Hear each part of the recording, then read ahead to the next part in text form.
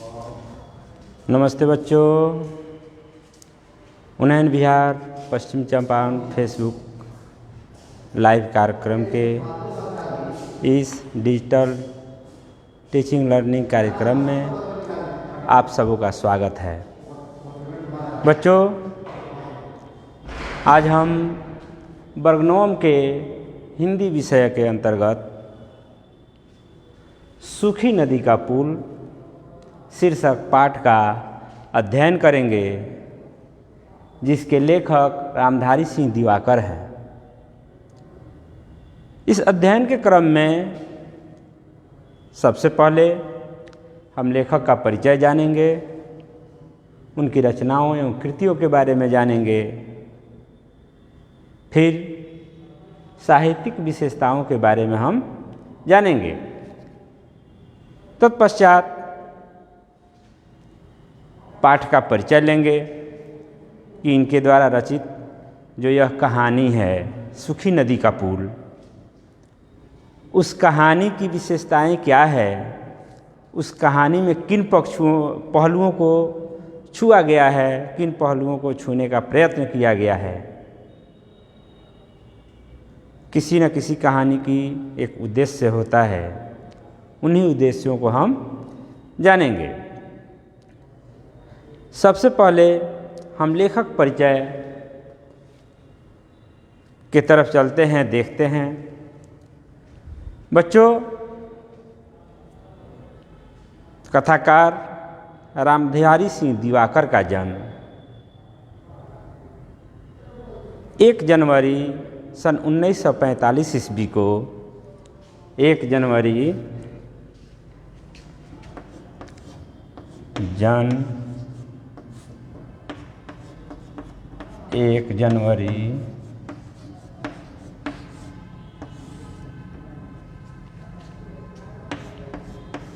1945 ईस्वी को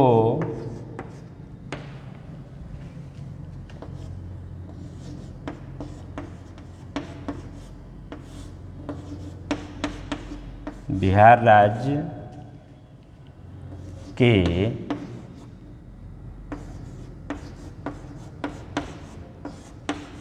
अररिया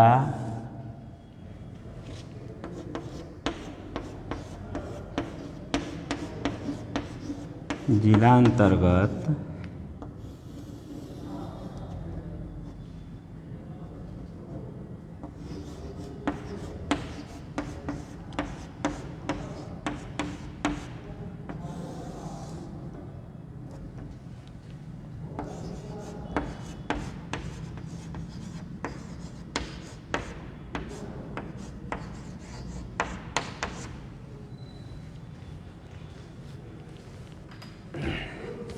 कथाकार रामधारी सिंह दिवाकर का जन्म बिहार राज्य के अररिया जिला अंतर्गत नरपतगंज में 1 जनवरी सन 1945 ईस्वी को हुआ था। इनकी प्रारंभिक शिक्षा, शुरुआती पढ़ाई ग्रामीण परिवेश में ही हुई, अर्थात गांव के विद्यालय में ही इनकी प्रारंभिक शिक्षा की शुरुआत हुई। इसके पश्चात उच्च शिक्षा की जहाँ तक बात है तो उच्च शिक्षा इन्होंने बिहार विश्वविद्यालय मुजफ्फरपुर तथा भागलपुर विश्वविद्यालय भागलपुर से प्राप्त की। अध्ययन के क्रम में हिंदी विषय से इन्होंने MA तथा PhD की डिग्री हासिल की। अध्ययन समाप्त होने के उपरांत इन्होंने अपने जीविकोपार्जन के लिए अपने वृत्ति के रूप में, अपने पेशा के रूप में अध्यापन कार्य को अपनाया और इसी क्रम में मिथिला विश्वविद्यालय के स्नातकोत्तर विभाग में इन्होंने अध्यापन का कार्य किया तथा हिंदी विभाग से संलग्न रहे, जुड़े रहे। इसके उपरांत इन्होंने कई वर्षों तक बिहार राष्ट्रभाषा परिषद के निदेशक के पद को सुशोभित किया।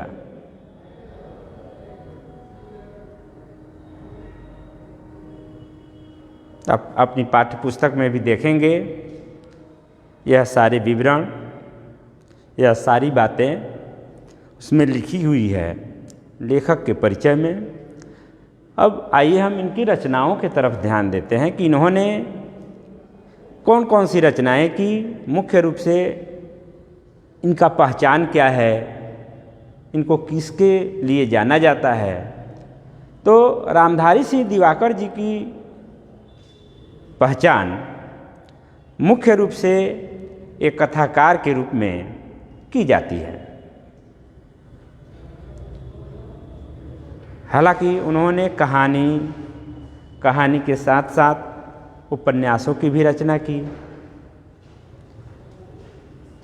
जिनमें, और यह बहुसंख्यक थे, बहुत सारी किताबों की इन्होंने रचना की, जिनमें कहानियों में नए गांव में, अलग अलग अपरिचय, बीच से टूटा हुआ, नया घर चढ़े, सरहद के पार, धरातल, मखान पोखर तथा माटी पानी जैसी कहानियाँ प्रसिद्ध हैं।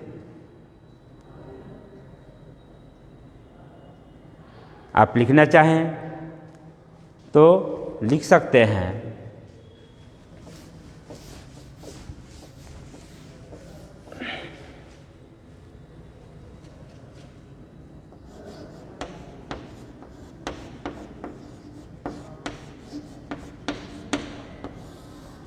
कहानियों के नाम।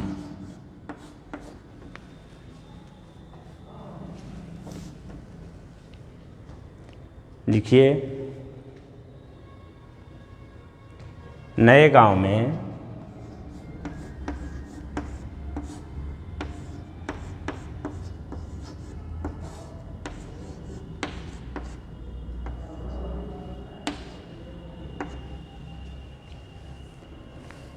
उसके बाद अलग अलग अपरिचय,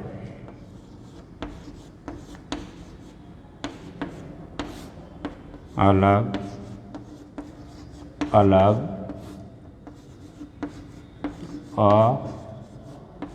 अपरिचय,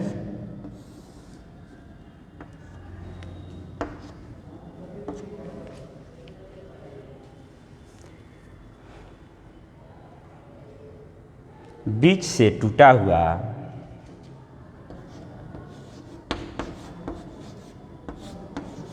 बीच से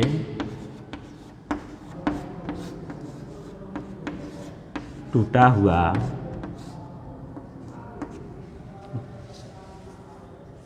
बीच से टूटा हुआ, नया घर चढ़े,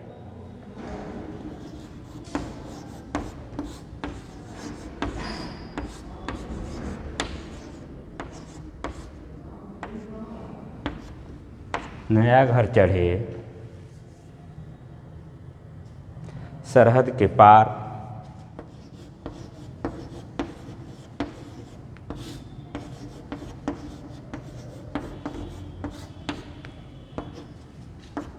धरातल,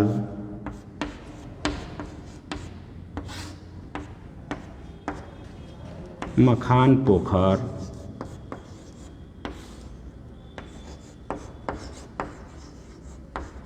मखान पोखर,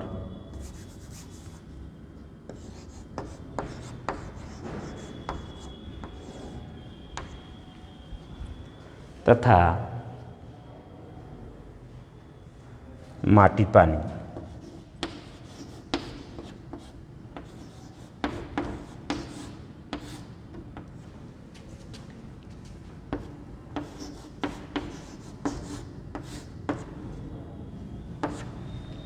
यह इनके द्वारा लिखित कहानियाँ हैं। इनके अतिरिक्त इन्होंने उपन्यासों की भी रचना की, जिनमें क्या घर क्या परदेश, काली सुबह का सूरज,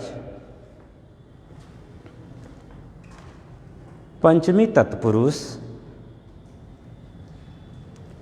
आग, पानी और आकाश,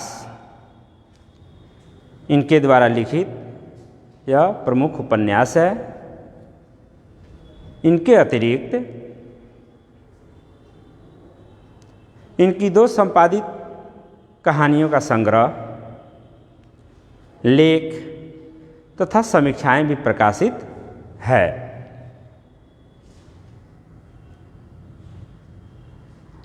इसके बाद हम इनके साहित्यिक विशेषताओं के बारे में जानते हैं कि रामधारी सिंह दिवाकर की साहित्यिक पहचान क्या है, साहित्यिक उपलब्धि क्या है। बच्चों, रामधारी सिंह दिवाकर की कहानियाँ आज़ादी के बाद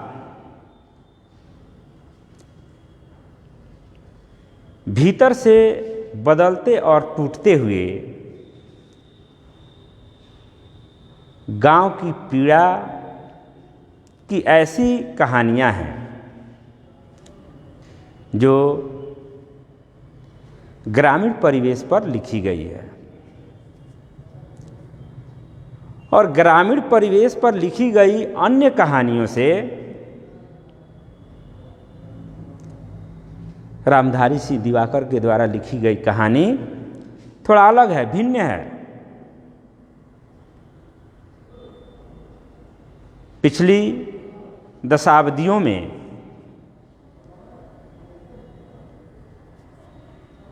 गांव का जो नौकरी पेशा वर्ग है, नौकरी करने वाले जो लोग हैं, वह नौकरी के क्रम में शहरों को अपना आशियाना बनाया। वे लोग शहरों के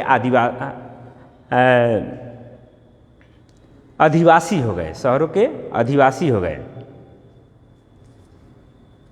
लेकिन उनके उस वर्ग के संस्कार की जो जड़ें थी, वह जड़ें गांव में फैली हुई थी।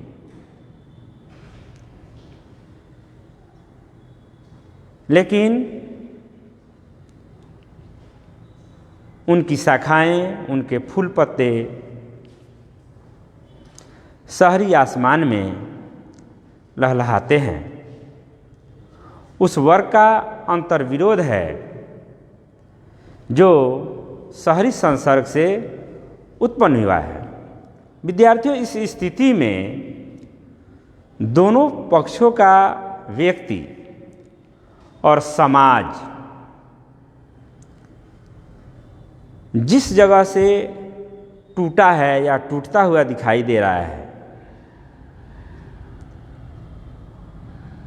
दिवाकर जी की कहानियाँ वहीं से आकार ग्रहण करती है, जो अन्य कहानीकारों से भिन्न है, अलग है।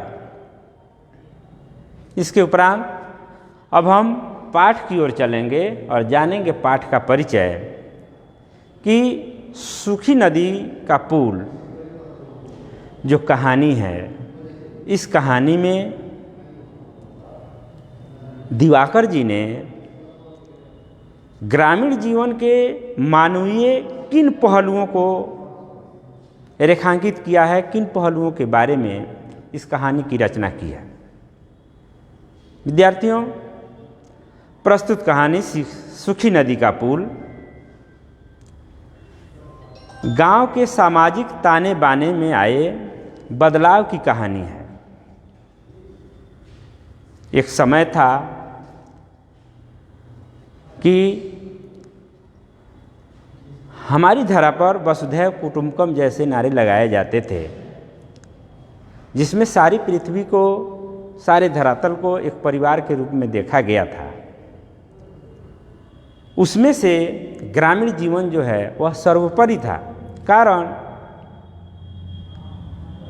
कि ग्रामीण परिवेश में जीने वाले लोग एक दूसरे के सुख दुख में हमेशा से शामिल होते रहे हैं। दूसरे के सुख को अपना सुख और दूसरे के दुख को अपना दुख मानते आए हैं। लेकिन कुछ परिस्थितियों के परिवर्तन के फलस्वरूप उन संबंधों में दरारें पड़ी, कुछ बदलाव आए, जिसमें गांव के उच्च वर्ग तथा निम्न वर्ग के बीच की लगातार बढ़ती हुई दरार, लगातार बढ़ती हुई खाई तो इस कहानी में दिखती ही है। साथ ही साथ उस खाई, उस दरार को पाटने वाली मानवीय दृष्टि भी प्रतिष्ठित होती है। कहानी के क्रम में आप अपने पाठ्य पुस्तक को देखेंगे, पढ़ेंगे, उस कहानी के क्रम में आप देखेंगे कि एक ऐसी बेटी जो अपने पति के साथ कई वर्षों से मुंबई जैसे महानगरों में रहती है और 13-14 साल माँ की मृत्यु के श्राद्ध में आने के बाद में 13-14 साल के बाद पुनः उसका अपने नैहर वापसी होता है। जैसे जैसे गांव का जो वह स्टेशन है, स्टेशन नज़दीक होते जाता है, उसकी धुंधली यादें एक एक करके ताज़ा होना शुरू हो जाती है। बच्चों, इसमें खून के रिश्ते को तो दिखाया ही गया है, साथ ही साथ दूध के रिश्ते को भी दिखाया गया है, उसमें प्राथमिकता दी गई है। यह कहानी उस परिवेश से आती है जब इस कहानी की, इसे हम नायिका कह सकते हैं, मुख्य पात्र कह सकते हैं, लीलावती, जिसको प्यार से लोग बुच्ची दाई भी कहते हैं। बुच्ची दाई अपने नैहर वापस लौट रही है। हालांकि ऐसी बात नहीं है कि मुंबई में रहते हुए उसे अपने मायके वाले, अपने नैहर वाले लोगों की याद नहीं आती है। उसे अपने मायके वाले, नैहर वाले लोगों की याद आती है, लेकिन उसमें सबसे अधिक याद जिसकी आती है वह है सहेलिया माए। सहेलिया माए, सहेलिया माए एक ख्वासिन है।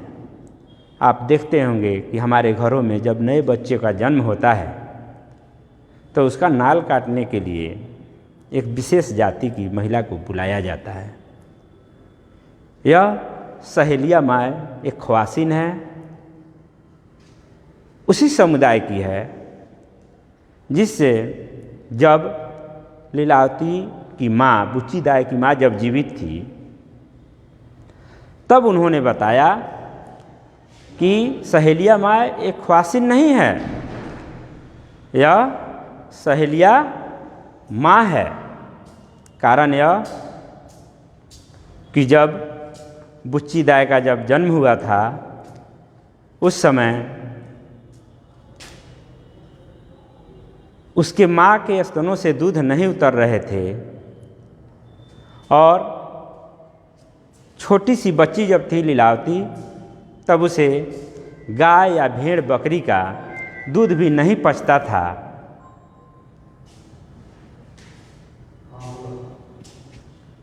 तब सारे डॉक्टर और वैद्य अपना अपना इंतजाम, अपना अपना इलाज करके थक चुके थे, नाउम्मीद हो चुके थे।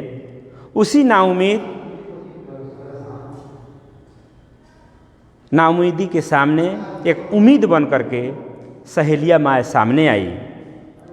वह अभी अभी लड़कोरी हुई थी। लड़कोर कहा जाता है जिसने अभी अभी नवजात बच्चे को जन्म दिया हो, अभी अभी लड़कोर हुई थी। वह सामने आई और लीलावती को उन्होंने अपने गोद में लिया और अपने ही स्तनों का दूध पिला करके लीलावती और अपने गर्भ से बच्चे जन्मे हुए बच्चे कलेसर को वह पालने लगी। इस तरह से देखा जाता है कि इस कहानी में मानवीय पक्ष जो है वह प्रबलता के साथ दिखाई देती है।